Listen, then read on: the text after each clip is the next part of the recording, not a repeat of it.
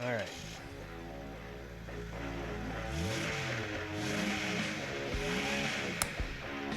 You're listening to Off-Road Garage Podcast, and here are Jason and Jim.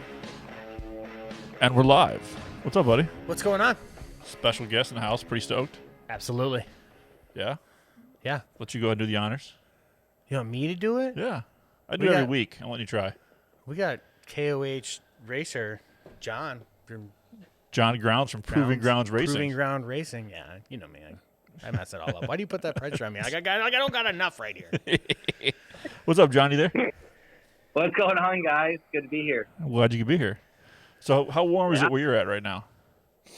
It was 82 degrees today, nice and sunny here in Phoenix, Arizona. Oh, okay. Okay. We got like a balmy 2020. Jim's Makes you wearing guys 3 feel like- layers. And a t-shirt. Yeah. It's a 31 in the shop right now, I think. We've got the heaters roaring, so it's 31 in here. Oh, you got your heater? I don't even Yeah. have my heater on. Stupid. I told you. Are you wearing mittens? No mittens today. No mittens. No dinosaurs, no Tyrannosaurus Rexes fighting each other in the background. I was so stoked to have you on. I didn't think about bringing him. I want to make sure I focused on the conversation. So you guys are going to make us have to move out west at some point, the way it sounds.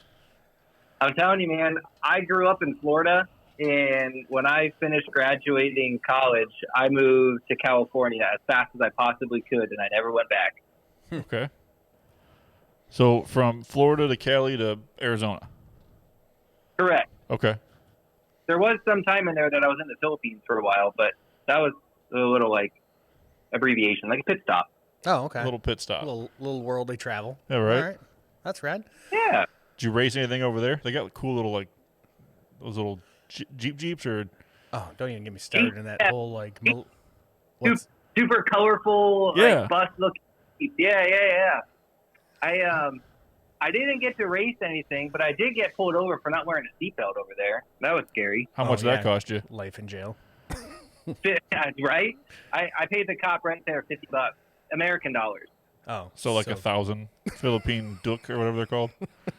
Right. The average Filipino makes $5 a day. Oh. Sorry, a week. A week. You give that guy's 10 Brutal. weeks of celery. Celery. pretty much Oh yeah. the equivalent. Wow. Okay.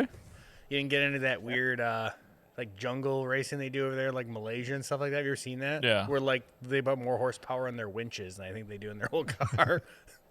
What's crazy about those people is that they'll literally start a race and you won't hear from them for 3 days. And then just out of nowhere, they're like, "Oh my gosh, we finished!" We've been at the finish line for another day, Yeah. waiting for you. Right. Oh, So- that is awesome. Over there, if they say, "Hey, I'll see you," I'll come over this afternoon for lunch. This afternoon doesn't mean over 1 like it does usually in American time. It's any time after noon. So it could be 8 o'clock at night, and that's them coming over afternoon. Oh, yeah. Oh, all right. No lie, I guess. I mean, they're afternoon and they're before the midnight, so Good to know. Oh, wow. we gotta step up our game because we've had some dudes on here, Philippines climbing Machu Picchu. We got to do something. Yeah. We're going to get worldly? Yeah. Yeah, if you race over there in the jungles of the other side of the globe, call us. Anyway, let's get out of this rabbit hole and get back to the into US. the reason we'll focus on why we're talking to you, which is you go fast over rocks at King of the Hammers. Yeah, well, I try to. Try doesn't always work, right? Right. You win some, you lose some. They seem to call it racing, not winning. Imagine that. These semantics, words mean things, right? Yeah. Right. So everyone knows, what cars do you race or car do you race? So back in, probably 2014, when I was working for Poison Spider for Larry McRae, before he sold it to Transamerica, I wanted to race, and so I actually bought Jeremy Purick, the owner of Rock Crawler Suspension. I bought his LJ, and I had a TJ at the time that I built, and I'm like, I'm going to sell my daily driver TJ, and I'm going to go and buy a race car, because what else do you do when you're 25 years old at a quarter life crisis, right? Right. Right. So bought bought a car, brought it. It was actually in Phoenix at the time. So I drove from Southern California to Phoenix to grab it, prepped it for the first race, raced our first desert race, and I won first place. And I'm like, wow, I'm actually not too bad at this. Little did I know. The next race was King of Hammers for us, prepped the car, and I think I went like 20 miles at King of Hammers, and I ripped the control arms off the car, and that was like the end of our day. Yeah. Yeah, that usually bums you out. Yeah. So raced the Mint 400 after that, and then just kind of like went through the process. Ended up wadding up the car in Glen Helen. I yard sailed that sucker. There was nothing left. One of my teammates basically said, "Hey, let's rebuild the car," and I was like, young, dumb, and naive. So I said, "All right, let's do it." So we rebuilt the car, and I've been racing the 4570s ever since. Wow. John Snell, that I think now the 4570 is on year 6 or 7, and John Snell, my co-driver at the time, we raced it for a year and then decided we wanted to get into the 4600 class, which is a stock class. So we talked about how we could do it with joint partnerships through, who was partnering with us on the 4570 car. And we ended up building a Grand Cherokee for the stock class. That's where it's at. And so that class is limited. I feel bad for anybody that races in that class. Stock suspension, no coilovers, 35-inch tires. And they got to do the same stuff at King of Hammers like everybody on 37s or 40s. Yeah. So it's a pretty brutal class to be in and competitive. There's a lot of guys that build, low end and high end builds, whether it's a JL, JK, the Cherokees. There's a lot of guys that compete in there. And so I think since 2018, we've been racing in that class. Okay. And the last year, I had the opportunity to branch out and kind of step into a new program or a newer class to build a 4400 car. And I've talked about it for a while. And I decided to go with the Miller Motorsports chassis. That seems to be a pretty good combo. I hear that a lot thrown out there. I don't know. I know enough to be dangerous watching it, and I've heard, and it seems like they do really well. I was a total Eric Miller fanboy back when I was in college. I remember when I was working at O'Reilly's, and I would be like, "Oh my God, Eric Miller's in first place right now at King of Hammers." I was just such like a little goofy fanboy, and I followed him for years and years and years. And even racing the Jeep class or the Jeep in the 4570 or the 4500 class, I still really, I looked up to his program because he raced a stock Grand Cherokee, and he, for the Ultra 4, and he won in a stock Grand Cherokee. Yeah. And I know that car still races. True North races that car, don't they? I believe so. I haven't seen it in the Ultra 4, but I do know that it's still live and kicking. Which is on some circuits. Yeah, which says a lot. Right. Taking punishment. Right. Over and over and over and over again. I mean, it takes a good quality built rig to be able to withstand that kind of abuse. Yeah. And so I talked to Eric at KOH, and he has known myself and just my programs throughout the years of racing and working at Poison Spider, and I decided to go all in. What else am I going to do with my life, right? So I ended up buying a Miller car, and I wanted to do it a little bit differently because most Miller cars that are on the market that are on the circuit are all built or housed within Cumberland, Maryland, or Big D Motorsports, which is pretty close to Eric's shop or facility, to where Eric has his hands in the whole entire build. So I talked to Eric about doing a complete ground up build where he sent me chassis tubes and I built a race car out of it. How does it feel from going from O'Reilly's watching a guy to like talking to him about building your custom chassis? Yeah. Like, I will honestly say it is the most humbling and rewarding just career path I think I could have chosen. I wouldn't regret anything that I've done from, in college, looking up towards him as, a business owner and a racer to, now I'm texting him every day and his co-driver about, things on this build and how, this and this go down or how this go together. Like, it kind of seems surreal at times, as we were building it last year. Right. I'm sure. Like, that's crazy. And so he, we got the parts in or all the tubes in, and, I basically, I was working in Phoenix at Daystar Products. I was the product development manager, director of engineering, whatever you want to call it, for the corporate conglomerate.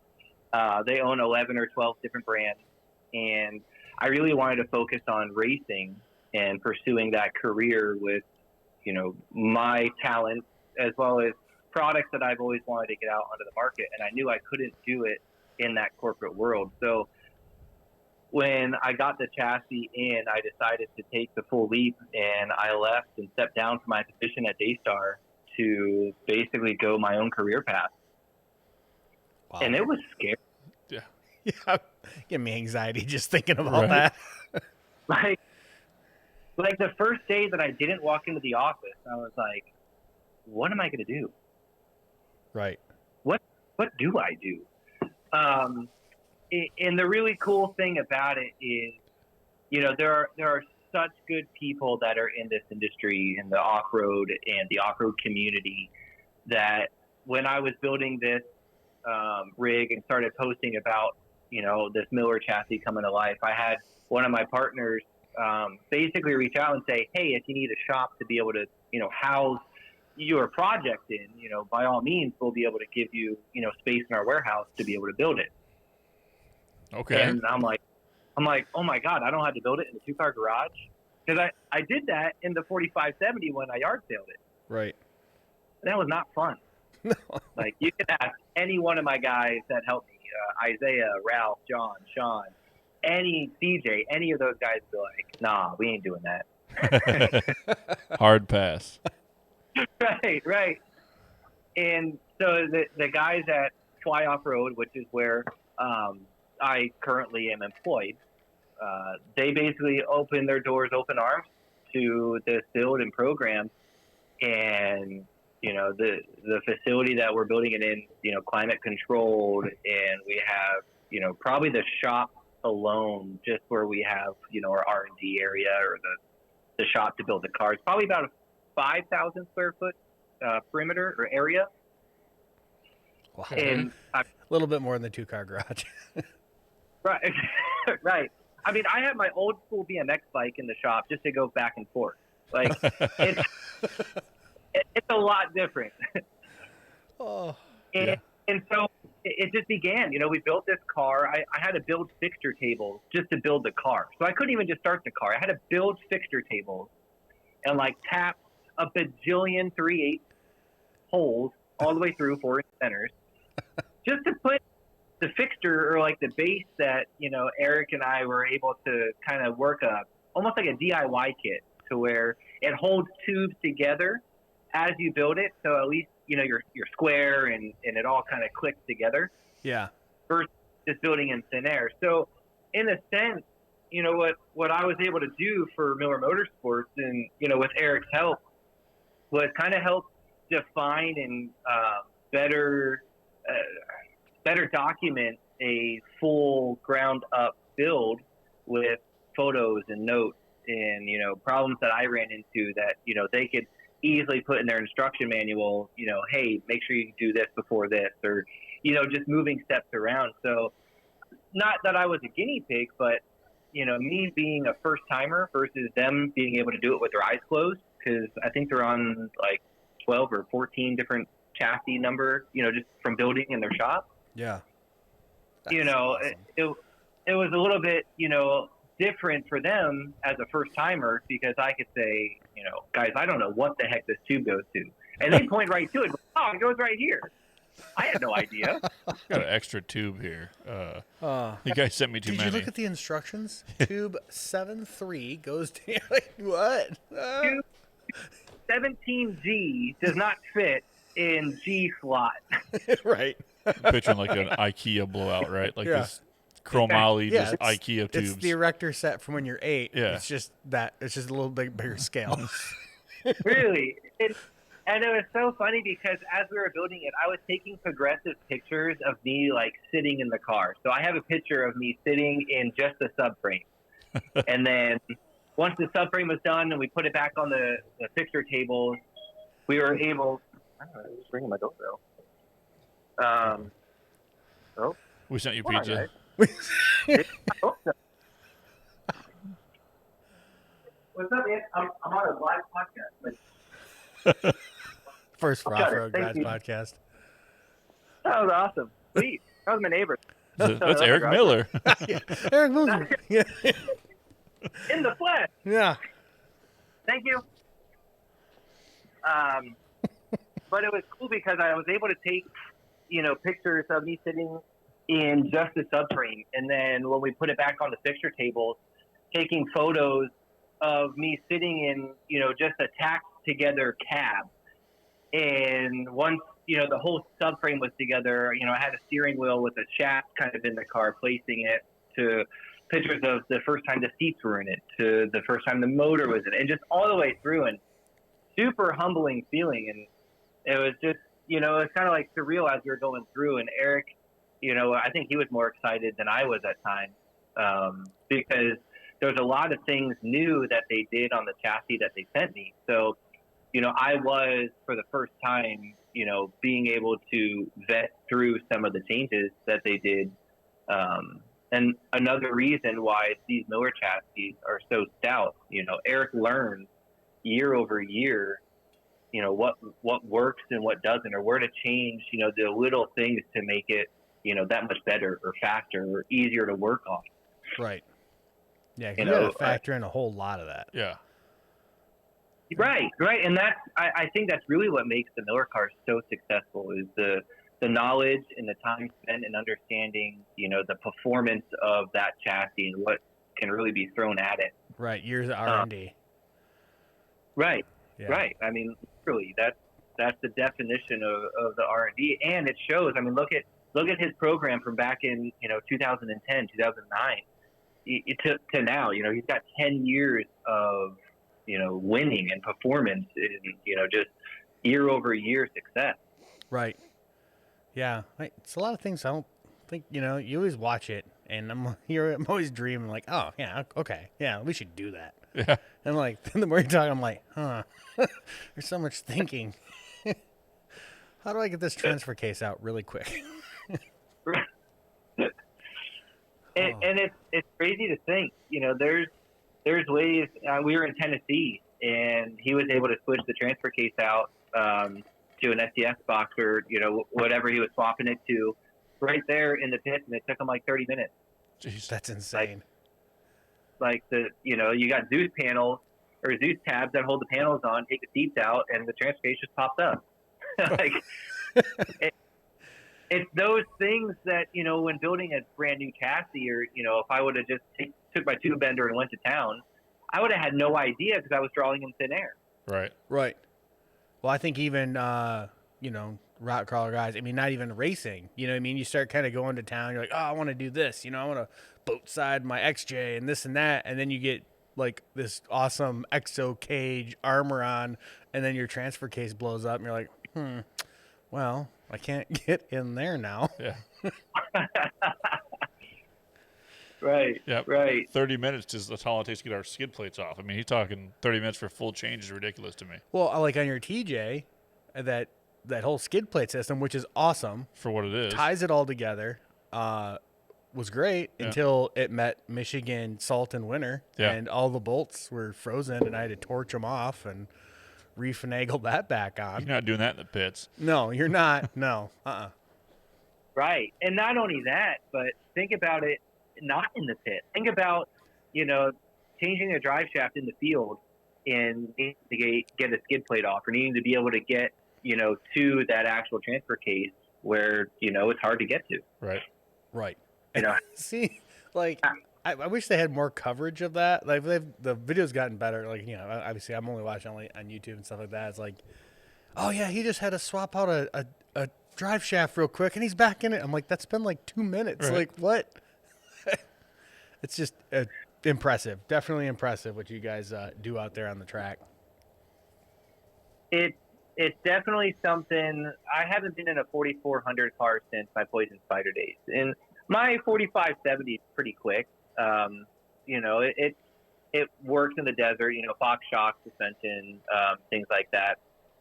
But one of the things that it doesn't do is it doesn't take the abuse and the rocks that the Miller chassis can. So the things that, I'm going 50 miles to 60 miles an hour in my 4500 car, I'm going 70, 80 in the Miller car, and it feels better because the suspension can soak up that much more.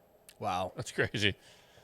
Wow. It's mind-boggling, and it's kind of frustrating because in my mind I'm thinking, oh my God, I can't do this, it's gonna hurt, and then I hit it and I'm like, oh, that was great, because my mindset is so used to the 45 car, I'm not planted into the new Miller car. Because the most seat time we had was race day. Like, we literally we fired the motor up, and the shop is right next to like an airport, so we just went on the airport strip and did like 2 hot laps until they yelled at us and told us to get off, and we put it in the trailer and took it to KOH. That's It's awesome. good. Send it. That's awesome. I love it. That's all we could do. And so like when Triple J, my co-driver, we hit like mile, I don't know, 44 in the first desert lap, and I'm like, Triple J, this is the farthest we've ever gone in this car in like one whole sitting. We're in like uncharted territory. All bets are off. Oh wow, that is just insane to think about. Right. I mean, I respect the love it. attitude, though. 'Cause I love it. When we finished my build for Moab, it was like, I think it works. Let's go. Yeah, we I mean, flexed but, I mean, it out in the back. Like I dug a couple holes with the tractor so you could flex it out. We're like, okay, yeah, it seemed to be okay. This is a little bit grander Send it. scale, but I respect Yeah. the to the wind attitude with it. Yeah. Like, fuck it, we're going. Yeah, Let's go we're racing. going. See what happens. That's Yeah. awesome. And what's even crazier is, I mean, I'm a young guy, small program, compared to when you look at, Eric Miller's program or Lauren Healy or Levi Shirley, the big guys that, you hear about all the time, on the live feed, and, the fast drivers. Yeah. And so, there were other racing companies and other racing teams that actually reached out to me and wanted to buy my car because they didn't feel that I would be able to finish it in time with my resources and like my knowledge. And it was kind of upsetting. I was like, Yeah. man, like, that's kind of douchey. Right. I don't. Yeah. How do you take that? Right. I took it kind of, just a grain of salt. Like, I got this. Yeah. I mean, what I've been through in the last, I guess, 10 years of my, off-road evolution, if you call it, through Poison Spider and Transamerica, Polaris, Daystar, and, now Fly Off-Road. There's unlimited resources and knowledge out there if you just research it or take the time. Even if it's picking up a phone call and calling 80-year-old Jim, Tim Biakimatuka, because that guy has raced for 40 years and knows every which way to Sunday how to not do a certain thing. Right. And so I used every possible resource I could. I leaned on Eric a lot. I mean, there were nights Eric would call me and he'd be like, dude, I know you're stressed. Like, just relax. You got this. Like, how can I help? Like, it was stressful. And, I parked my race hauler at the shop, and I would sleep in it just to take naps and then go back in the shop and work, third shift. Just to try to pick up some time in the shop because we were running out of time. Wow. Okay. Yeah, it's commitment, too. We got to love that. Yeah. Well, that's Yeah, crazy yeah, just I to mean- take on that whole project because I'm just like I'm trying to play it out in my head, and I'm like, it takes us forever to get like a project done to take on building a whole race car from a pile of tubing. Yeah. From your That's- idol's tubing that he sent to you. Yeah. Oh, Well, the worst part about it was in a pandemic year, where nothing was available, everything was delayed, everybody was behind. No, I don't think we got our Atlas transfer case until like a week before we loaded it in the car. Ugh. oh, Yeah. Just sitting there sweating a little bit. Oh my gosh. I actually bought a transfer case off of Eric just so I had one. Okay. He sent me one of his spares, or like a spare of a spare, and I was like, dude, I don't know if I'm ever even gonna get this thing. I need something. He's like, all right, I got you. Like that's awesome. he was totally in my corner to build this car. That's super awesome. rad. Yeah, I couldn't imagine. Like, yeah, dude, I'm almost done, but I don't have any go. The truck looks really good, Right. but I got no go. Like, Right? That would There's a few just be missing devastating. components that are pretty important here. yeah. Yeah. And just getting on the lake, but when we actually drove it onto the dirt, I told the whole crew and everybody, on the team, like, no matter what happened, race day, no matter what, we won. We did exactly what we came to do. We finished the car when no one thought we could, and we went and qualified, and we qualified faster than the 3 teams that reached out saying we wouldn't be able to finish it. That's Awesome. hilarious. That's Yeah. awesome when you can pull that off. I believe it's called How You Like Me Now. Yeah. Right, right. So, I mean, that in itself was, really good. I mean, we weren't in power hour when they did qualifying, but our qualifying time held top 10 for a long time during that day. Hell yes. Now we're So, talking. good Right. feeling. Definitely a good feeling. That is amazing. So how did it feel on race day? I mean, how far did we make it on race day? Yeah. So, race day, it felt great. It was great until it wasn't, right? Right. All the way until it wasn't. Right. I mean, lap 1, piece of cake. No issues. Just drove it. No flats, no rollovers, nothing wrong in Cougar Buttes. Just Do you start to Just get cruise. nervous at that point? Like when everything's going perfect, is that like, do you start to get nervous? Like, all right, what's going to go wrong? This is too good. I used to throw up before every race. I've gotten better. Awesome. Yeah. Like I literally so anxious and so like distressed, I would end up throwing up. And I think the last 3 years I've like mastered not hurling chunks.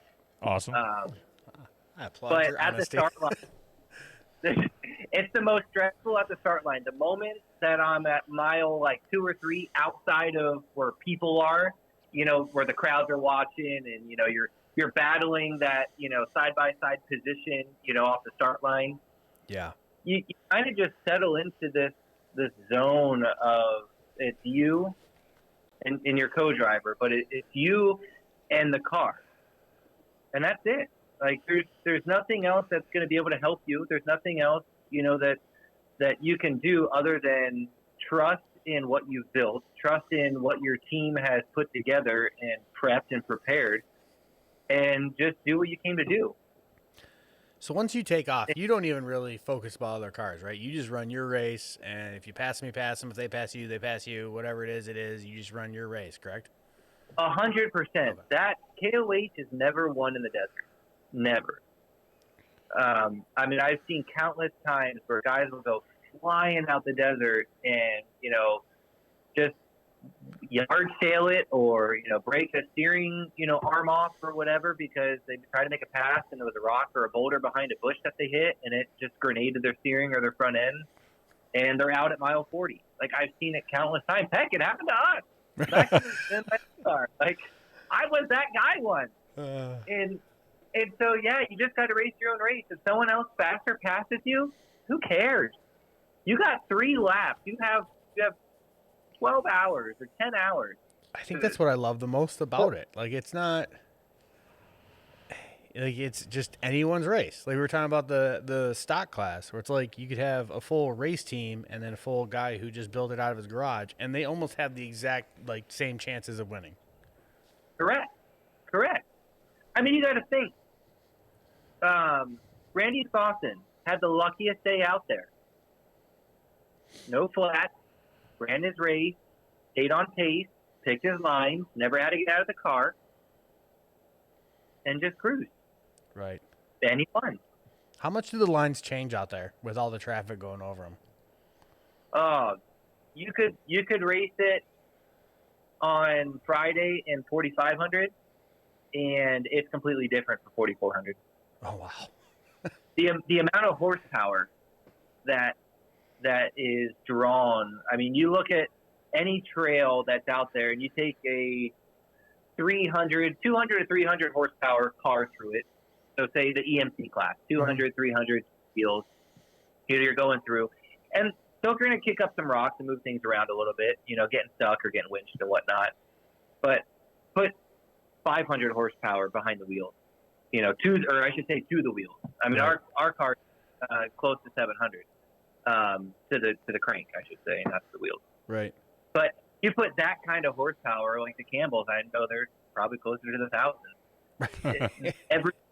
Everything starts to move.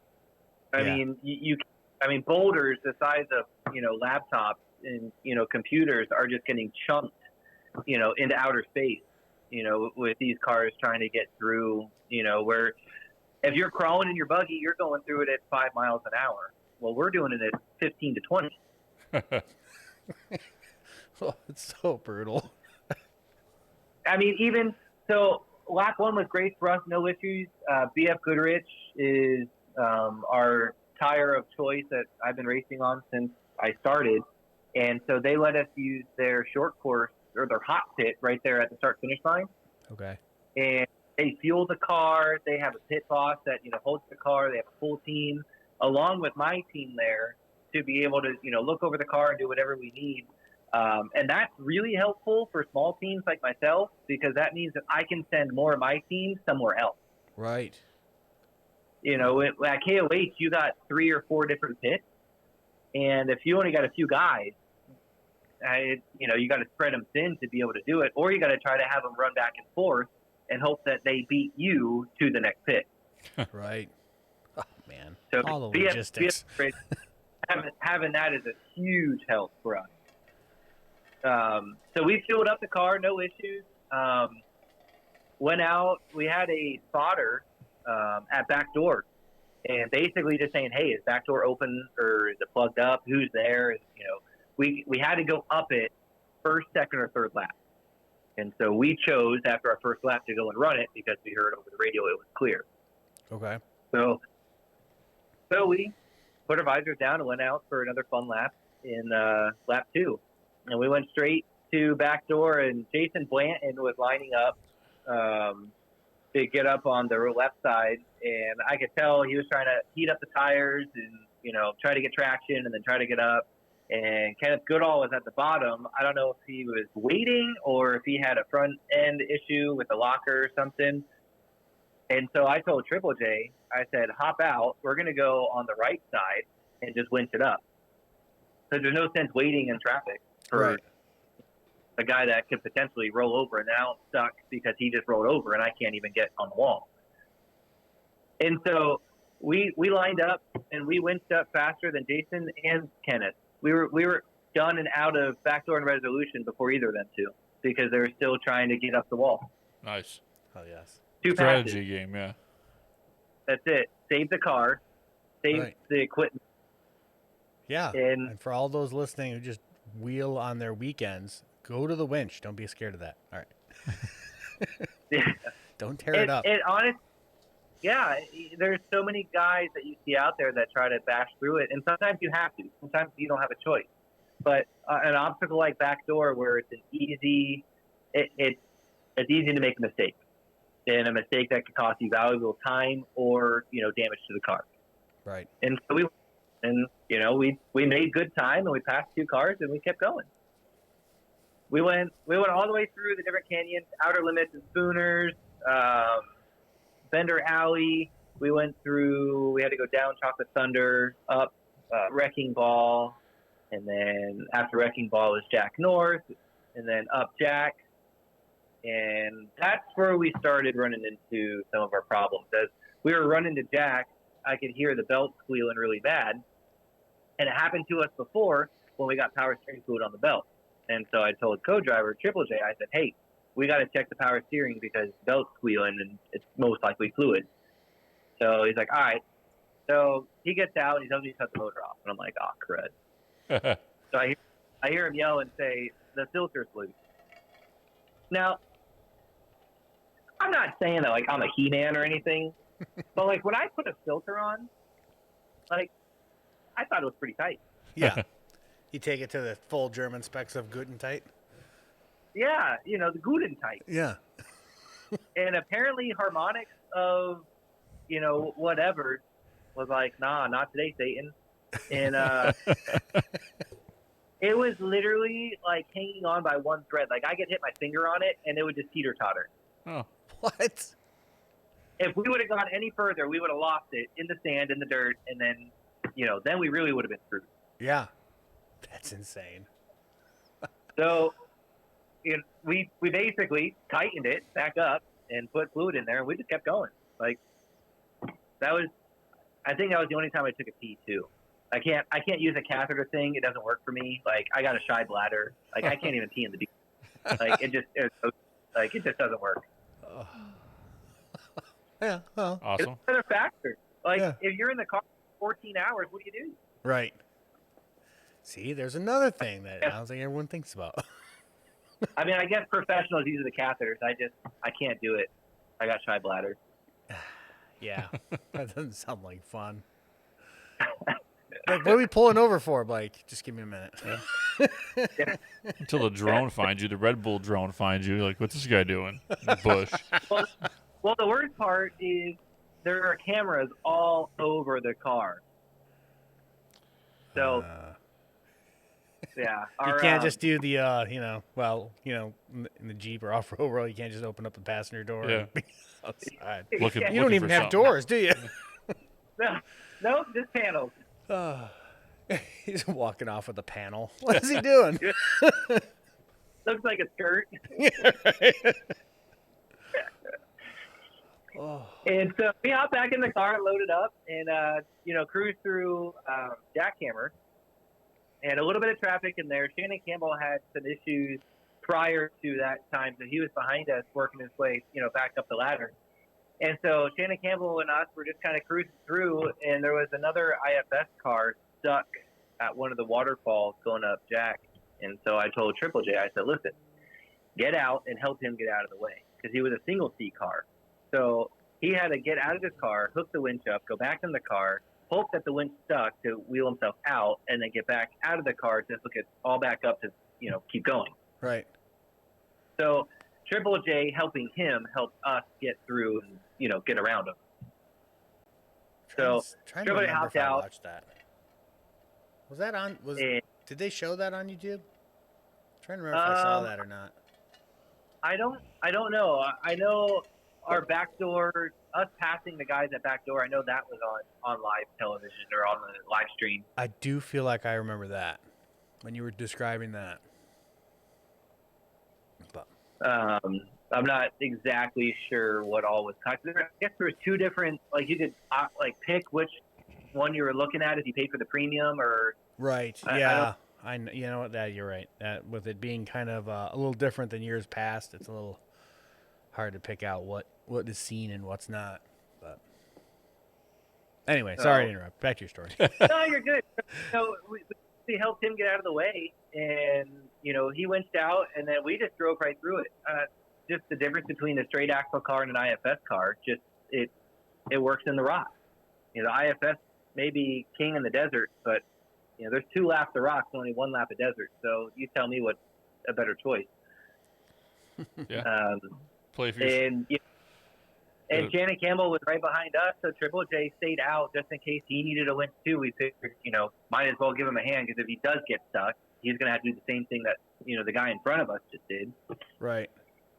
And so Shannon was able to muster through it, and then him and we passed the IFS car that was winching and cruised up basically to the top of Jackhammer. And Shannon, obviously faster than us, we let him, go. Right. And we He was an awesome dude. Yeah. He waved us as, he was passing, and, by all means, I'm not one to be a trail tampon. So Trail tampon. let them go. I love when we pick up all these new terms. They exist. And I don't know what exactly happened. That we were going up towards Fisher Mountain and just up like a sandy wash, and it almost felt like our drive shaft just fell out of the car. And I'm like, oh, crud, what was that? And Triple J hopped out, and he's like, bro, the drive shafts are good. Let's keep going. And I'm like, oh, something's wrong. Yeah. And so I kind of stick my head out the window as I turn the wheel, and I realized the CTM that was connected to the driver wheel, like there's nothing connecting like the hub anymore. It is just like open space. So the axle shaft has basically destroyed the CTM, and the CTM ripped both ears off of the axle shaft or the sub shaft. Oh, okay. that's impressive. Yeah. Yeah, I thought so. In all of my racing, I have never lost a CTM ever, and so this was a first for me. You know, it's hard to say what caused it. It's hard to say, did I damage it from a rock hitting? Did I hit it on something? Did I turn too sharp under load somewhere and I pop a cap off and it just started to destroy itself? Wow. And so, unfortunately, you know, that was kind of like the dark music that sets in, where we just hit the iceberg like the Titanic. And we called over the radio and said what happened. And so the guys tried to scramble, finding us parts.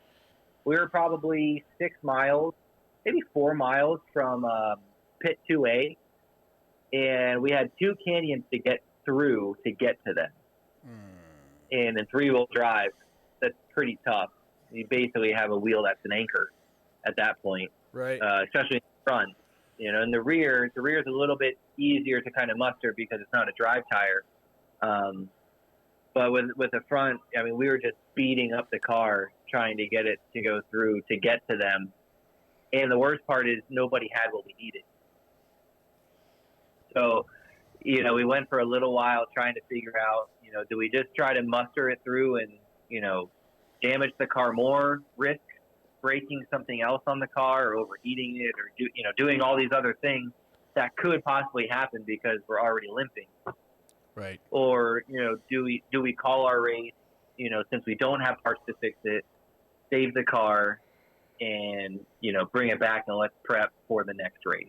Because we're doing the full national series this year. So we're not just doing KOH. Awesome. So basically every 6 weeks we are somewhere across the country racing Ultra 4. Very cool. Hell yes. And packing CTMs now. And right.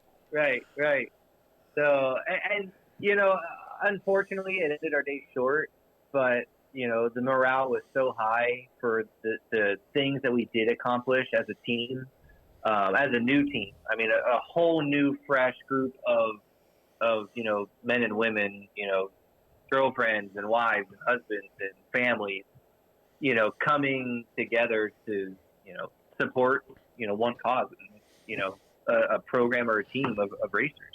And that's a hell of a shakedown run for your new car. Like, I mean, KOH is my shakedown run. That's saying something, you know? Yeah. Right, and that's, you know. You can't have any more, you know, rigorous tests on a vehicle than KOH. Right.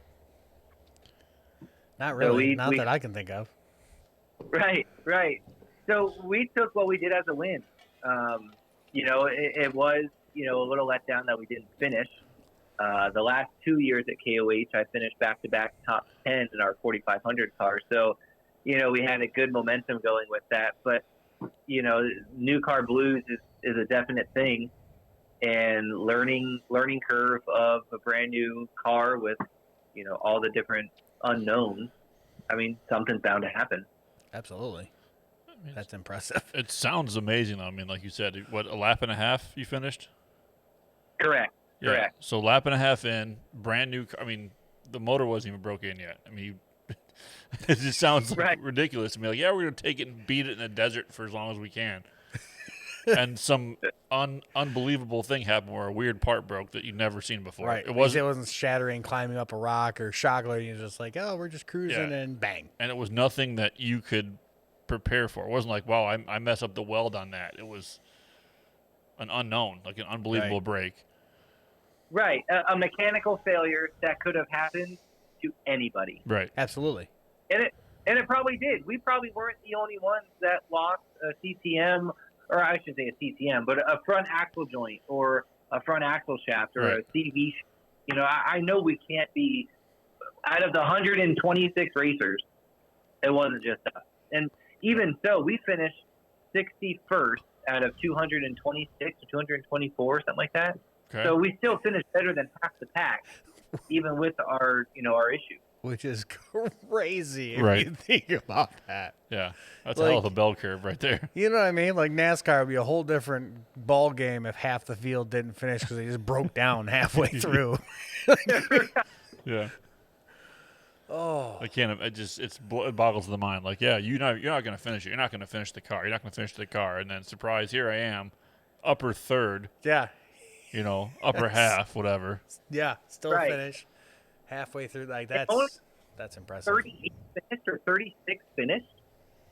So, I mean, even then, you look at that and you think, okay, a fourth or a quarter of the field actually finished the race.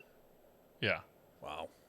I mean, that's a huge, just when you look at the larger picture, because everybody tries to compare like racing to Ultra 4 or to the King of Hammer. Like, oh yeah, I know, I've seen NASCAR racing and blah blah blah. And it's like, you don't understand.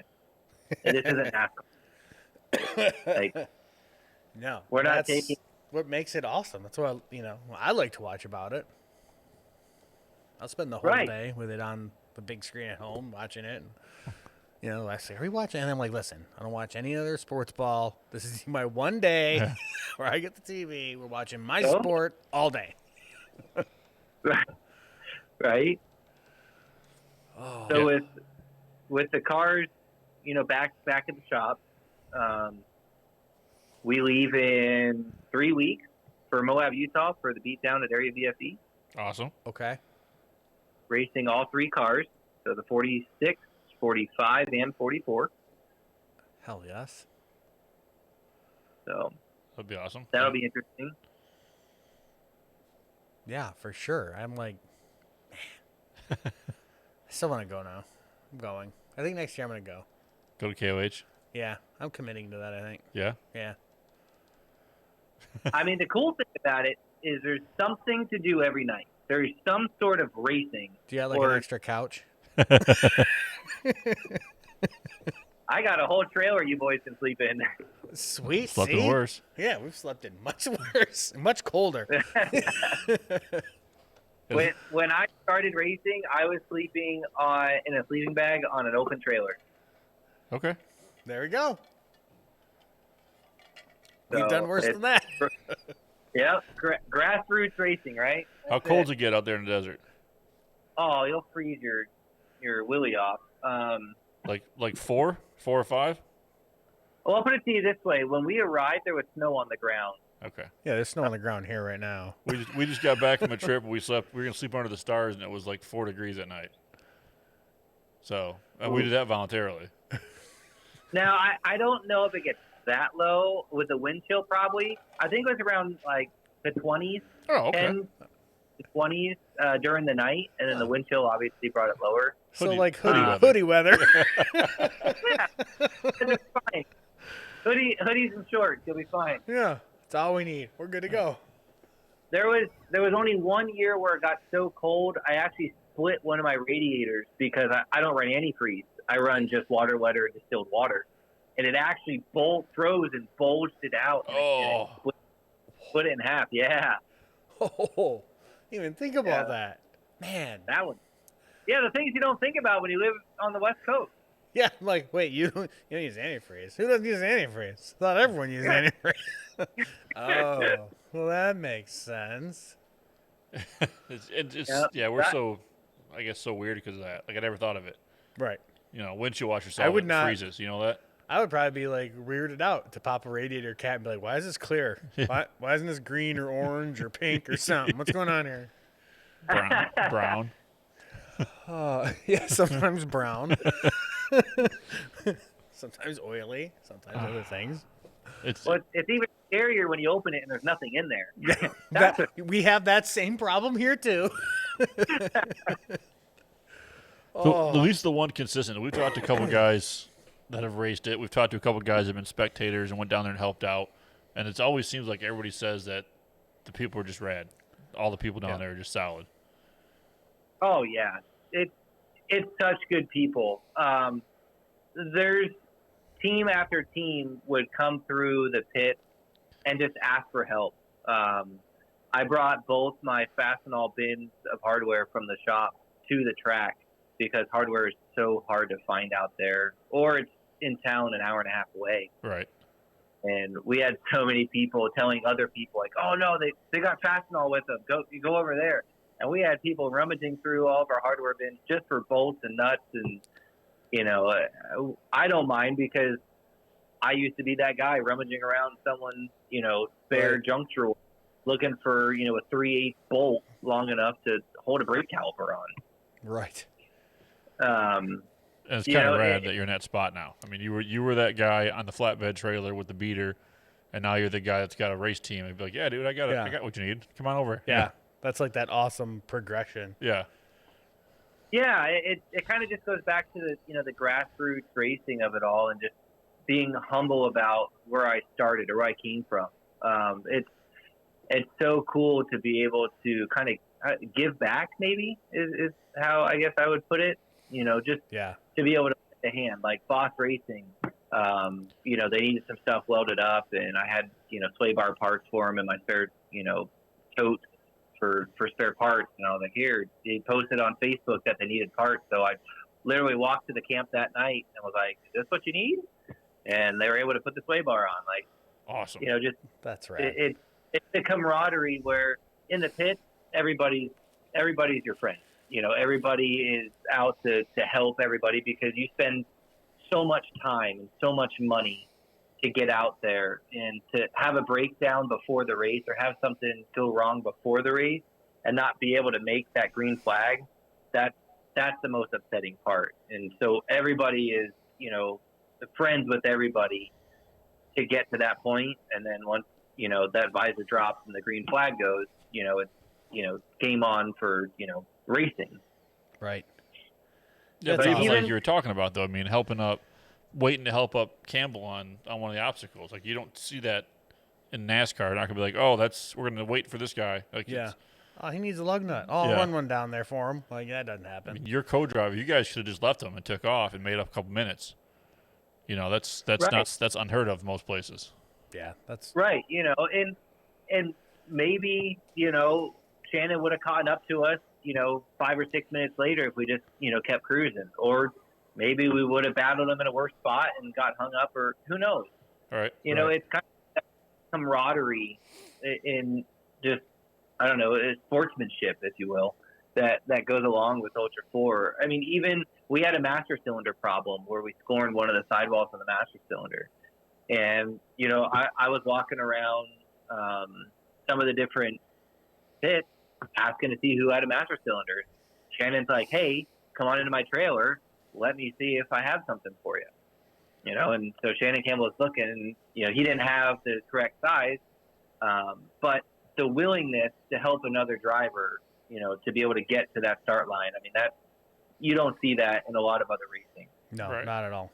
Yeah, that's what makes it awesome. That's why it's very appealing. Definitely. Yeah. At least we have something in common. We both got passed by Shannon Campbell. That's true. That's true. We were at Moab for EJS, and we were up on top of the world, and he blew by us on the trail. I looked over at Jason. I'm like, did we just get passed by Shannon Campbell? He was like, I think we did. I was like, well, I'm not the first. I won't be the last. So. There was one time I was driving my rig and I passed their semi, and I think I did like a filter or like a Instagram story, and I was like, for the record, I'm finally passing Shannon Campbell.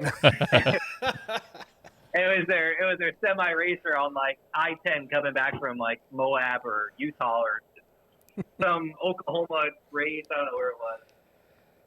Oh, that is awesome. Surprised the driver was like, "Yeah, first and only time." Talking smack back. That's all right. I'm sure he passed me because I had to get fuel before him. There you go. Oh, all right. Well, You got anybody you want to thank before we take off? yeah, we're at our How much- 5-minute warning. If we go any longer than that, we're gonna run out of our ability to go on Instagram. So, No, I thank all the crew, the Dave, Fly Off Road, Hammond, Baldock, Triple J, all of our supporters, BF Goodrich, Dirty Life Wheels, Summit Racing. They came on for a co-sponsorship this year with us, and I'm telling you, man, if you guys don't use Summit Racing for like builder parts, they have literally everything. so Like, I've noticed. I thought it was just hot rod stuff. They literally had every single fitting, brake fitting. If it was something from Holley or wiring, I mean, they literally have it all. Awesome. Right. As I say, it's a little bit more than hooker headers, Holly carbs, and Edelbrock intakes. Right. Tomwood drive shafts. I mean, just all of our sponsors. SK Rod Ends are so good to us. Warren Winch, just keeping us going through the rocks. I mean, it takes a lot of partners to be able to put on a program and be able to do what we do. And I wouldn't be able to do what I do or have the team that I have without them. So realistically, without the support from all of our, partners in the program, we wouldn't be able to be here. Oh, Oh, awesome. yes. Awesome. All right. Teamwork makes the dream work. Absolutely. That's it. Well, I think we'll wrap this episode up, and we'll follow up with you. I think throughout the season. Then For sure. I think I think it'll Yeah. work out good. So More than welcome to come back on and hang out with you boys. Sounds yeah, good. it's been fun, and hopefully maybe sometime in the near future we can just hang out in person, do Boom. cool race car stuff. I think Tennessee is the closest race to the Northeast. When is that? Heck if I know. Okay, We can probably Google that. we'll come up with something. Ten- That sounds really reasonable. It's like 8 hours. Yeah, we can make that happen. I like that's Tennessee. just- I like the things they make there. They come in square bottles with black labels. So, all right. Well, before we run out of time, I think it's a wrap. That's a wrap.